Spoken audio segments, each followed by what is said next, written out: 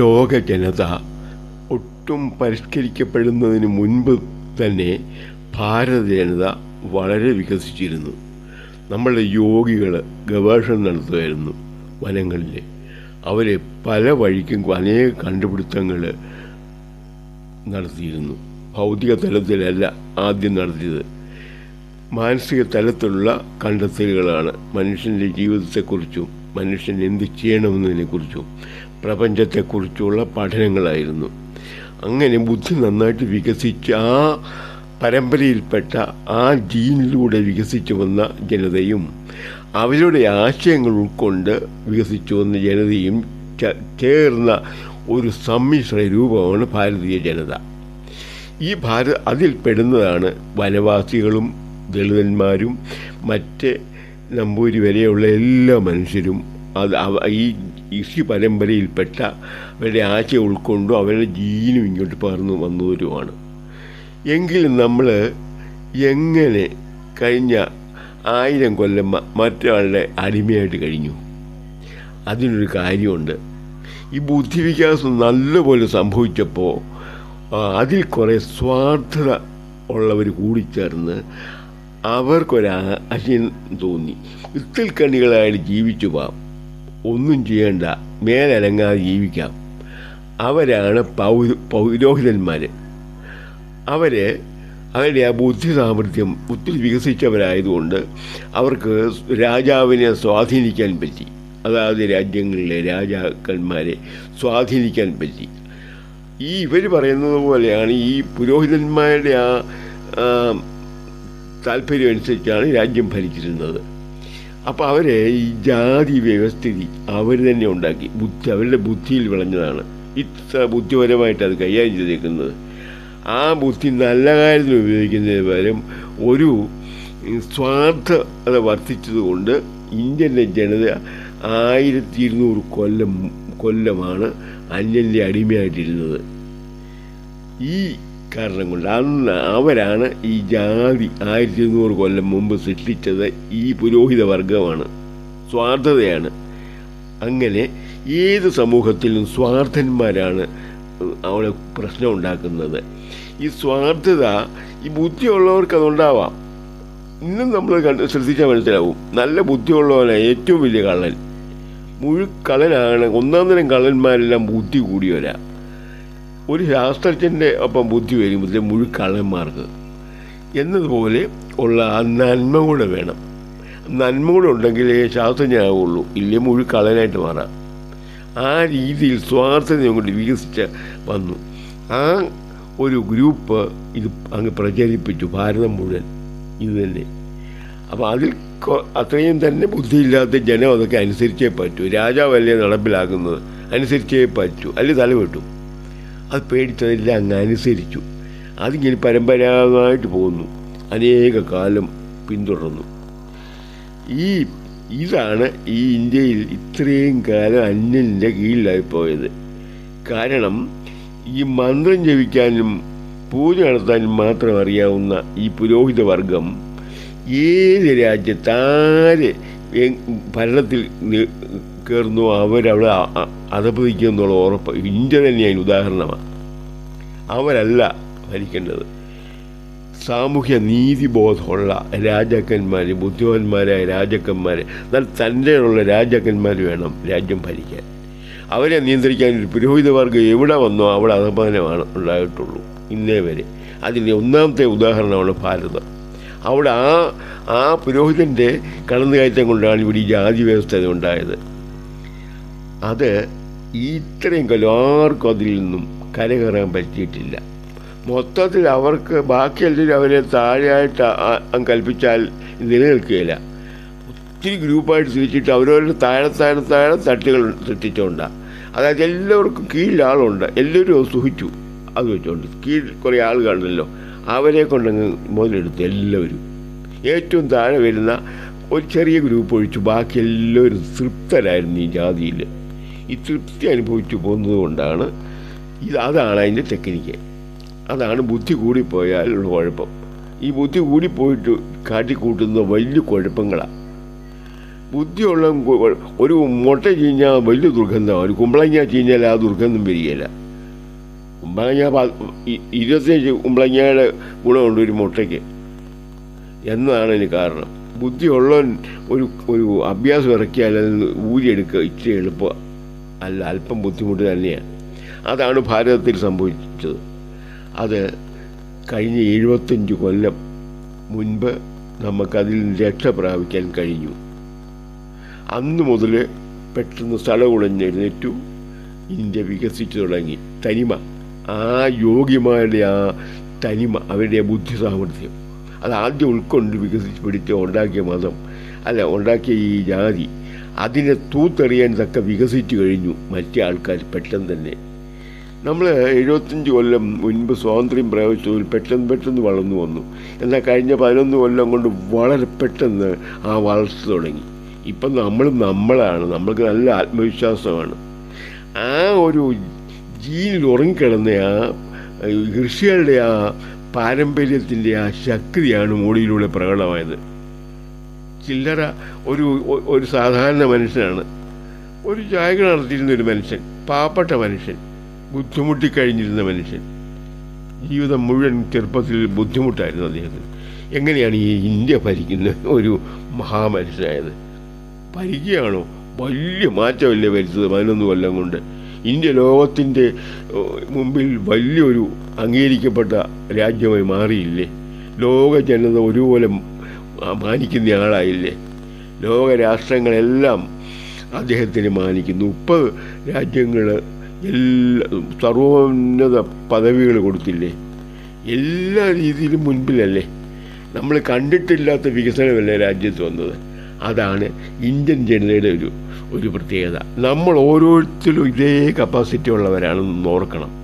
ഒരൊറ്റയാൾ പോലും ഇന്ത്യയിൽ, ഇവിടെ ഈ വനവാസി പോലും അത്യുഗ്രനാണ്. അതറിയണമെങ്കിൽ നമ്മളുടെ ചില കലാകാരന്മാരെ ശ്രദ്ധിച്ചാൽ മതി. എന്ത് പ്രതിഭയുള്ളവരാ, ഒറിജിനാലിറ്റി അല്ലേ? നമ്മുടെ മണിച്ചേട്ടനൊക്കെ അയ്യോ എന്തൊരു കപ്പാസിറ്റി അത്. അതുപോലെ എത്ര പേര് ഏത് രംഗത്തുള്ള ആ കഴിവൊക്കെ ഒരു മനുഷ്യനിൽ കിടക്കുന്നതല്ലേ, നമ്മുടെ ജീനിൽ ഉള്ളതല്ലേ അത്. പെട്ടെന്ന് സ്ഥലം ഉടഞ്ഞിരുന്നിട്ട് അത് കാലങ്ങൾ കഴിഞ്ഞാലും ജീനിൽ പറന്ന് പോവുകയില്ല. അങ്ങനെ വന്ന നല്ല പ്രതിഭയുള്ളവരാണ്.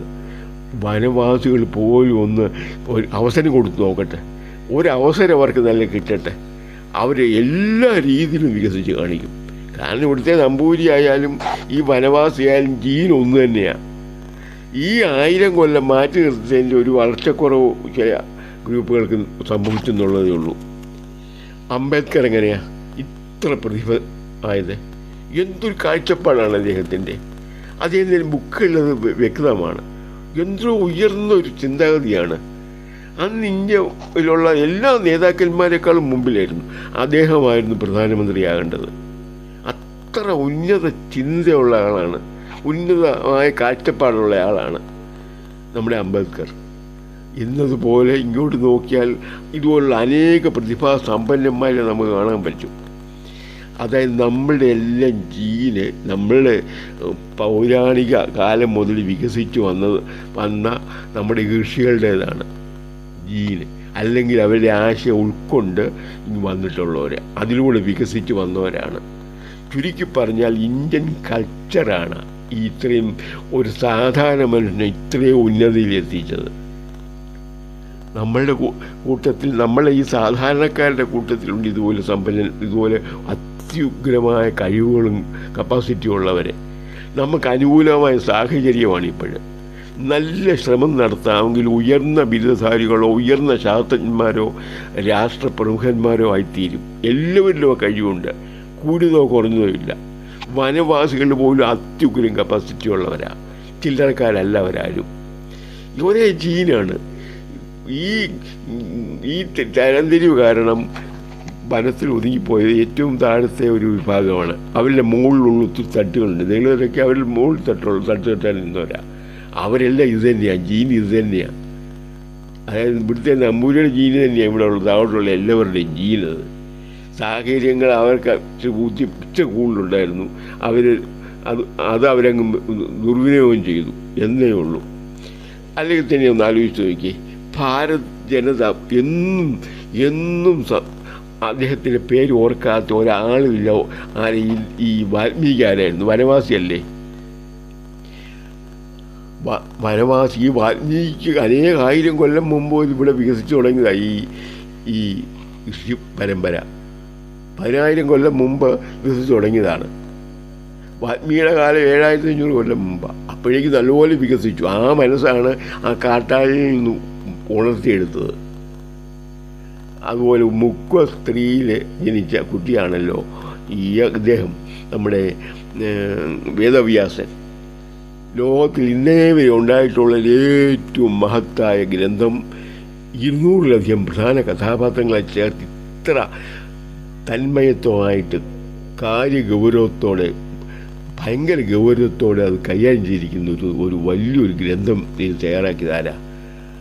ഒരു മുക്കുവന എന്ന് പറഞ്ഞൂടെ. ഇതാണ് ഈ ഇന്ത്യൻ ജനതയിൽ എല്ലാം ഈ പ്രതിഭയുണ്ടെന്നുള്ളത് എല്ലാവരും ഒന്ന് അറിഞ്ഞിരിക്കണം.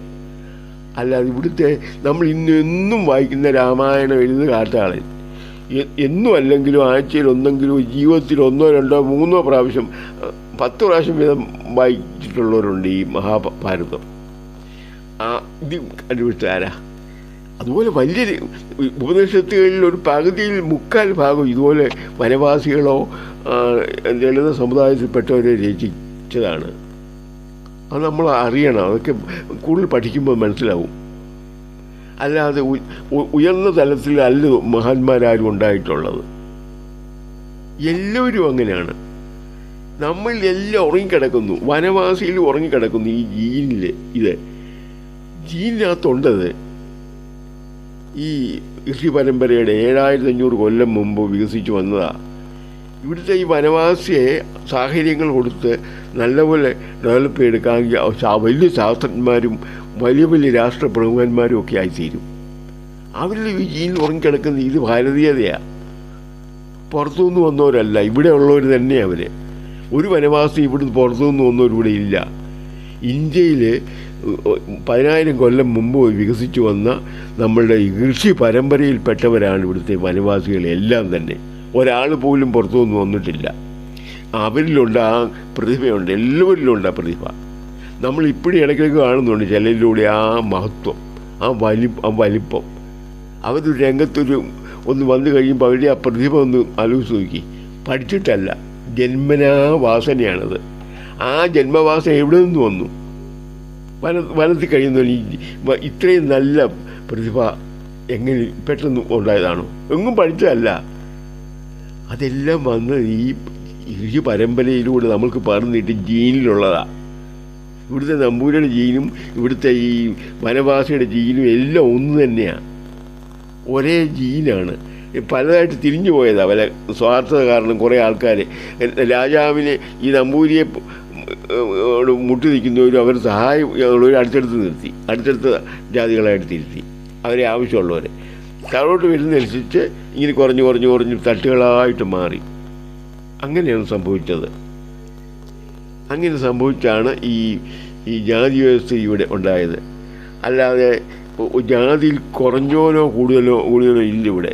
ഈ കുറഞ്ഞോനെന്ന് പറയുന്നതും ഈ കൂടിയോനെന്ന് പറയുന്നതും ഉണ്ടായി വന്നാൽ ഈ ഋഷികളിൽ നിന്നും ഉണ്ടായി വന്നതാണ്. ജീൻ തന്നെയുണ്ട്. ഈ ജീൻ തന്നെ നമ്മുടെ ഈ സാധാരണ ഈ വനവാസികളുടെ ഇടയ്ക്ക് ഋഷികളുടെ ജീൻ തന്നെയുണ്ട്. നമ്മൊന്ന് ആലോചിച്ച് നോക്കി. നല്ല ചുറ്റുപാടിൽ നിന്ന് വന്നവരാണോ ഈ മോദിജി? ലോകമുള്ള കാലം ഇനി മറക്കുമോ ലോകം അദ്ദേഹത്തിനെ? എന്തൊരു ചരിത്ര പുരുഷനായി കഴിഞ്ഞില്ലേ ഇതിനോടകം തന്നെ. ഈ 11 വർഷം കൊണ്ട് ചരിത്ര പുരുഷനായില്ല. ഇന്ത്യക്കാരല്ല, ലോക ജനത ഓർക്കാറായില്ലേ? ലോക ചരിത്രത്തിൽ സ്ഥാനം പിടിച്ചില്ലേ ഇപ്പം തന്നെ? അതാണ് ഈ ഇന്ത്യൻ കൾച്ചർ, ഇന്ത്യയുടെ പ്രതിഭയുടെ ഒരു ഗുണം. നമ്മളിലെല്ലാം ഉള്ളെന്ന് ഓരോ വ്യക്തി അറിയണം. ഇനി മേലിൽ ആരുടെയും കീഴിൽ പോകേണ്ട കാര്യം നമുക്കില്ല. ആരുടെ അഭ്യാസം ഇറക്കി ചിലവാക്കുകയിൽ നമ്മളെടുമ്പോൾ ചിലവാകുകയിൽ നമ്മൾ ഓരോരുത്തരും അറിയണം. നമ്മളാണ്.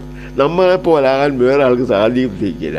ഒരു രാജ്യത്തും സാധിക്കില്ല, ഒരു ലോകത്തും സാധിക്കില്ല. നമ്മളെല്ലാം ദൈവങ്ങളാണെന്ന് പഠിപ്പിച്ചവരാ ഋഷികൾ നമ്മൾ ഓരോരുത്തരും ദൈവങ്ങളാണെന്നാണ് നമ്മളെ ഋഷികൾ പഠിപ്പിച്ചത്.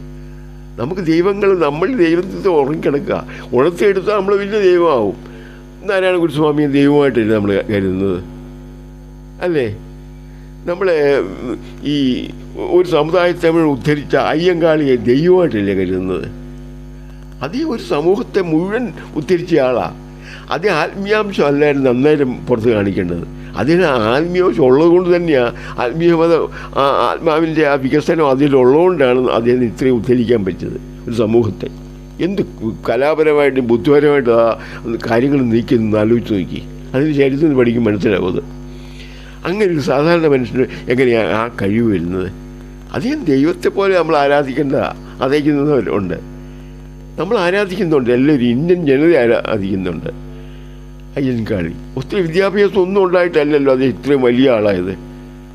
ആയില്ലേ? എന്നെങ്കിലും ഇനി ഇന്ത്യൻ ജനത അദ്ദേഹത്തിനെ മറക്കുമോ? ചരിത്രത്തിൽ രേഖയായില്ലേ? നാരായണ ഗുരുസ്വാമിയെ മറക്കുമോ? ചട്ടമ്പി സ്വാമികളെ മറക്കുമോ? മറക്കുകയില്ല. നമ്മുടെ ഈ ഋഷികളുടെ പരമ്പരയിൽപ്പെട്ടവരവർ. അതുകൊണ്ടാണ് ഈ പെട്ടെന്ന് അവരെല്ലാം കപ്പാസിറ്റി ഉണർന്നു വന്നത്. അത് ഈ കയ്യിലുള്ളത് കൊണ്ടാണ്. ഇല്ലാത്തൊന്നും ഉണ്ടാക്കിയെടുക്കുക എളുപ്പം അല്ല. ഇത് നമ്മളിലുണ്ട്, നമ്മളത് പ്രകടമാക്കി. അതേ ഉള്ളത് കാര്യം. ഓക്കെ.